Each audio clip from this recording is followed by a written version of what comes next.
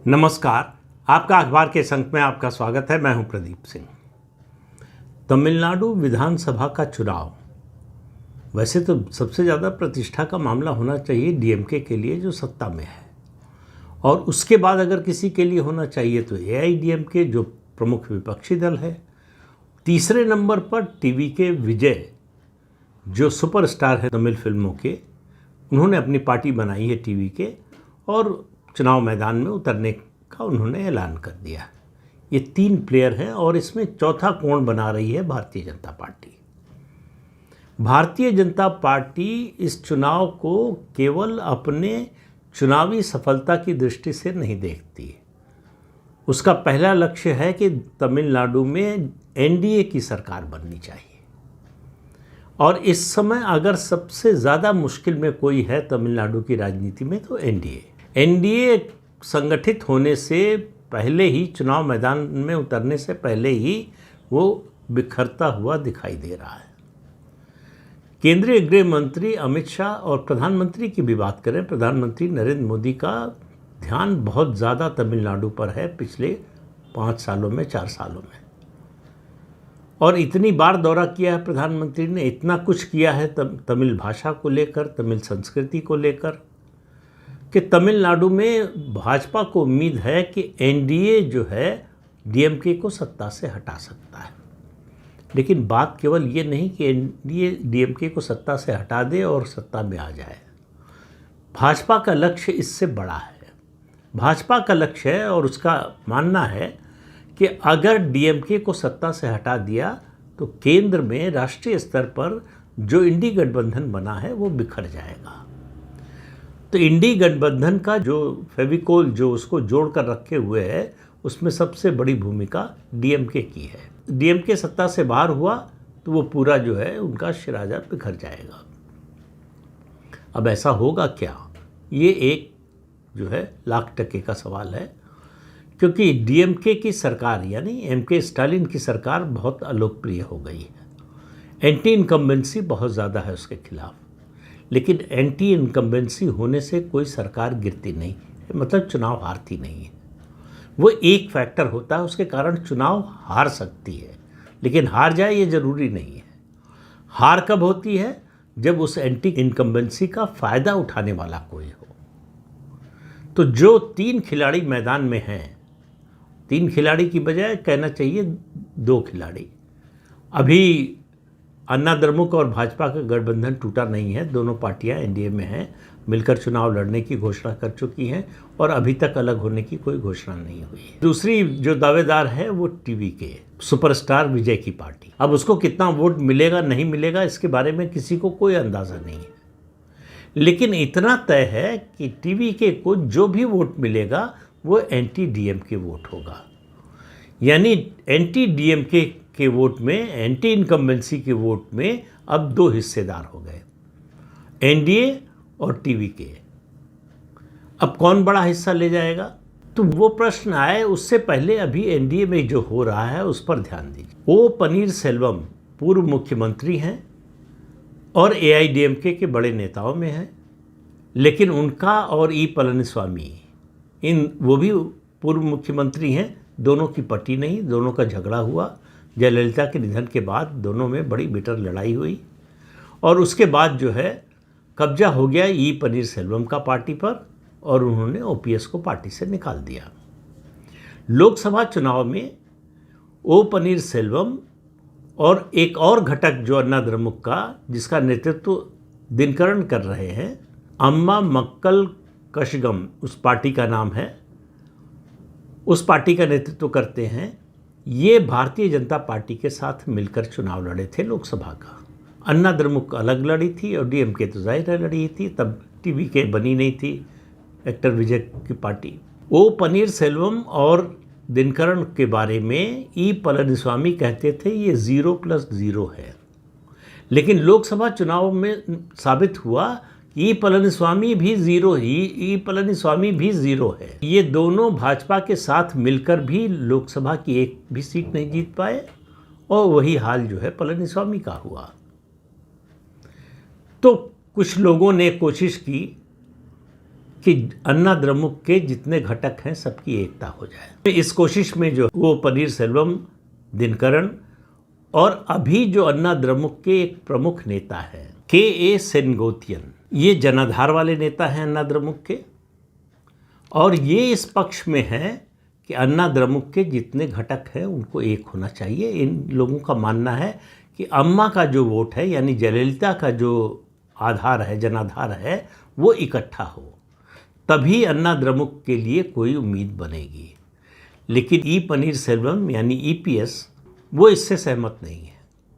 उनको अच्छी तरह से मालूम है कि दिनकरन और ओ पनीरसेल्वम, जिनको ओपीएस भी शॉर्ट में कहा जाता है, इन दोनों के समर्थक पलनीस्वामी को, ईपीएस को वोट नहीं देंगे, उनके उम्मीदवारों को वोट नहीं देंगे। तो इसलिए उनको लगता है इनको साथ लेने से कोई फ़ायदा नहीं है। अब अन्ना द्रमुक के एक और नेता हैं जो अपनी उपेक्षा से नाराज़ हैं और वो चाहते हैं कि एकता हो, लेकिन ई पलनीस्वामी अड़े हुए हैं। ईपीएस ने एक और संकट खड़ा कर दिया है।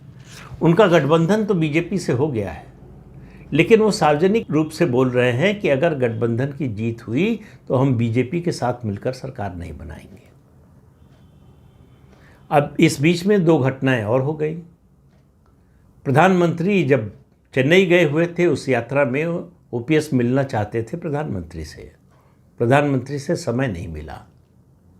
अब इसमें अलग अलग तरह की खबरें हैं कि जो है वो ईपीएस के दबाव में हुआ या किसी और वजह से हुआ, लेकिन हुआ ये कि मुलाकात नहीं हुई। इसके विरोध में ओपीएस ने एनडीए से इस्तीफा दे दिया, एनडीए छोड़ दिया, और उसके बाद वो मिलने गए डीएमके के नेता और मुख्यमंत्री एमके स्टालिन से। दोनों में क्या बातचीत हुई पता नहीं, लेकिन वो ओपीएस की दिक्कत ये है कि तमिलनाडु में उनकी छवि भाजपा समर्थक की है, इसलिए डीएमके या स्टालिन उनका साथ लेंगे, इसमें लोगों को भारी शंका है। और इसी वजह से विजय भी अपनी पार्टी में उनको साथ नहीं लेना चाहेंगे। विजय भी अपनी पार्टी को भारतीय जनता पार्टी का वैचारिक दुश्मन बताते हैं, तो इसलिए बीजेपी से जुड़ा हुआ कोई नाम उसको साथ नहीं ले सकते या नहीं लेंगे। हालांकि राजनीति में ये कहना बहुत मुश्किल है कि कौन किसके साथ नहीं जा सकता या कौन किसके साथ जा सकता है। अभी एक जैसे जैसे चुनाव नज़दीक आएंगे ये स्थितियां और स्पष्ट होती जाएंगी, लेकिन विजय का, उनकी पार्टी टीवीके का मानना है कि उनके लिए सबसे अच्छा मौका है इस समय अन्ना द्रमुक का जो जनाधार है उसको हथियाने का। इसलिए आप देखेंगे तो वो पेरियार से लेकर एमजीआर और जयललिता तक जितने अन्ना द्रमुक के आइकन हैं सबकी प्रशंसा कर रहे हैं। इससे सबसे ज़्यादा परेशानी अन्ना द्रमुक को हो रही है, और उनको लग रहा है कि अगर सचमुच विजय ने उनका जनाधार पूरा नहीं थोड़ा भी ले लिया तो फिर अन्ना द्रमुक के लिए पॉलिटिकली सर्वाइव करना, और मैं बार बार कहता हूं, जब मैं किसी बड़ी पार्टी के लिए कहता हूं कि पॉलिटिकली सर्वाइव करना मुश्किल है, तो इसका मतलब होता है सत्ता की दावेदारी से। उस दावेदारी से अन्ना द्रमुक बाहर हो जाएगी। अब दूसरी घटना ये हुई कि जब ईपीएस ने बाकी घटक दलों को अन्ना द्रमुक के जो है उनको साथ लेने से और ओपीएस और दिनकरन दोनों को साथ लेने से मना कर दिया, और इस पर भाजपा की ओर से कोई प्रतिक्रिया नहीं आई। हालांकि भाजपा ने कोशिश की कि ऐसा ना हो, अन्ना द्रमुक के जितने घटक दल हैं वो साथ रहें, लेकिन एक सीमा के बाद ईपीएस बीजेपी की सुनते नहीं, मानने को तैयार नहीं हुए, तो दिनकरन ने भी एनडीए छोड़ दिया। अब ये दोनों नेता ऐसे हैं जो लोकसभा चुनाव में भारतीय जनता पार्टी के साथ मिलकर चुनाव लड़े थे। अब ये दोनों भारतीय जनता पार्टी से अलग हो गए, तो एक तो नुकसान ये हुआ कि गठबंधन में भाजपा की जो बार्गेनिंग पावर है वो कम हो गई। दिनकरन के जाने से ये होगा कि पश्चिमी तमिलनाडु में फेवर वोट जो है, जो कोर वोट थे जयललिता के, वो एआईडीएमके से कुछ मात्रा में अलग हो सकते हैं, उसका एआईडीएमके को नुकसान हो सकता है। अब ये कुल मिलाकर समीकरण इतना उलझ गया है कि कौन किसके साथ है, कौन किसका नुकसान कर रहा है, किसका फ़ायदा कर रहा है, समझना मुश्किल है। लेकिन ज़्यादा मुश्किल है एनडीए की, क्योंकि एनडीए का लक्ष्य है डीएमके को हटाना, और डीएमके को हटाने के लिए ज़रूरी है कि जितना एंटी इनकम्बेंसी का वोट है वो इस गठबंधन के पास आए। लेकिन उसमें बड़े दावेदार के रूप में विजय आ गए हैं, अब वो कितना ले जाते हैं देखना है। और अन्ना द्रमुक की जो अंदरूनी लड़ाई है, जो जयललिता के निधन के बाद से खत्म होने का नाम नहीं ले रही है, वो कितना नुकसान पहुंचाएगी ये पता नहीं है। तो भाजपा जो बड़ा लक्ष्य लेकर चल रही थी, अब उसके लिए मुश्किल हो रहा है अपने गठबंधन को ही बनाए रखने का। ईपीएस का जो रवैया है वो लंबी दूरी तक साथ देने वाला नहीं लगता। ये दोनों नेता भाजपा के साथ लंबी दूरी तक चलने के लिए तैयार थे और ईपीएस के रवैये के कारण इन दोनों ने एनडीए छोड़ दिया। भाजपा ने भी ये बने रहे एनडीए में, इसकी कोई सार्वजनिक रूप से कोशिश की हो ऐसा दिखा नहीं। अन्ना द्रमुक में ऐसे नेता हैं, वरिष्ठ नेता हैं, जो अब भी चाहते हैं कि अन्ना द्रमुक के जितने घटक दल हैं वो एक हो। वो घटक दल एक होने की बात नहीं कहते, वो कहते हैं कि अम्मा का जो वोट है वो एक जगह इकट्ठा होना चाहिए और उसके लिए घटक दलों का एक होना ज़रूरी है। लेकिन ईपीएस और ओपीएस और दिनकरण का झगड़ा ऐसा है, ओपीएस और दिनकरण एक खेमे में, ईपीएस एक खेमे में। पार्टी पर कब्जे की बड़ी जो है कटु लड़ाई हुई थी और उसके बाद ईपीएस जीते हैं। अब इनको वो चाहते नहीं कि पार्टी में एंट्री मिले इन लोगों को, तो इनसे उनकी बात बनेगी नहीं, पटरी बैठेगी नहीं। तो ये मुश्किल जो है अपने लिए तो ईपीएस कर ही रहे हैं, अन्ना द्रमुक के लिए, बीजेपी के लिए भी मुश्किल कर रहे हैं और कुल मिलाकर नुकसान जो है एनडीए का हो रहा है और फ़ायदा इसका सिर्फ और सिर्फ द्रमुक को होगा, डीएमके को होगा, यानी एमके स्टालिन को होगा। अगर एंटी इनकम्बेंसी वोटों का या डीएमके विरोधी वोटों का इस तरह से विभाजन हो जाता है तो उसमें से फिर डीएमके के लिए फिर से सत्ता में आना आसान हो जाएगा। तो जिसको हटाना चाहते हैं, कुल मिलाकर अभी जो तस्वीर बन रही है उससे लगता है कि उसको सत्ता में वापस लाने का रास्ता तैयार कर रहे हैं। ये बात जब तक अन्ना द्रमुक के सभी घटक और बीजेपी मिलकर नहीं समझेंगे कि एकता ही एकमात्र रास्ता है जिसके जरिए वो एमके स्टालिन को चुनौती दे सकते हैं। हालांकि बीजेपी की कोशिश ये थी कि टीवीके यानी विजय की पार्टी भी एनडीए के साथ समझौता कर ले, अगर एनडीए गठबंधन में ना आए तो कम से कम सीटों का तालमेल कर ले। लेकिन अभी विजय जो है घोड़े पर सवार है। उनको लगता है कि उनके जितने फ़ैन हैं और उनकी संख्या लाखों में है, वो सब फैन उनके वोटर बन जाएंगे। ये ऐसा मामला है जिसके बारे में कोई भविष्यवाणी नहीं कर सकता, क्योंकि तमिलनाडु की राजनीति में पार्टियों के जो कैडर हैं, जो समर्थक हैं, वो बड़े कट्टर समर्थक हैं। वो आसानी से अपना अलाइनमेंट बदलते नहीं, अपनी वफादारी बदलते नहीं। तब विजय की फैन फॉलोइंग है, उसमें से कितने डीएमके के समर्थक हैं, कितने एआईडीएमके के समर्थक हैं, इस पर निर्भर करेगा कि विजय को वोट कितना मिलेगा। तो डीएमके और एआईडीएमके के समर्थक अपनी पार्टी को छोड़कर विजय की पार्टी के साथ चले जाएंगे, इसकी संभावना कम है।